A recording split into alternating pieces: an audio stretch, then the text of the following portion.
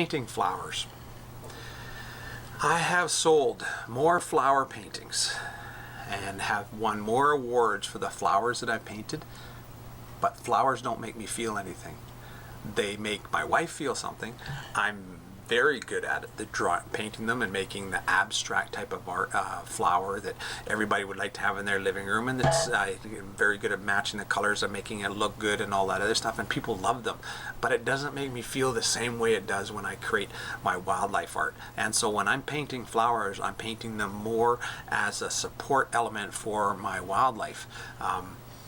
I also have done them because my wife wanted to put some up in the house. My mother liked my flowers.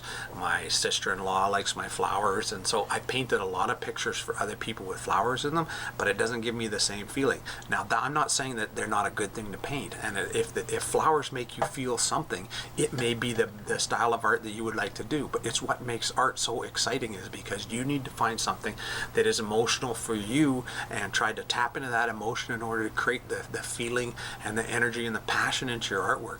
And so for me, it's not flowers. Here I've got a hummingbird and a flower, and it looks really cool, and so it's not a bad thing. It's just not something that really turns my crank.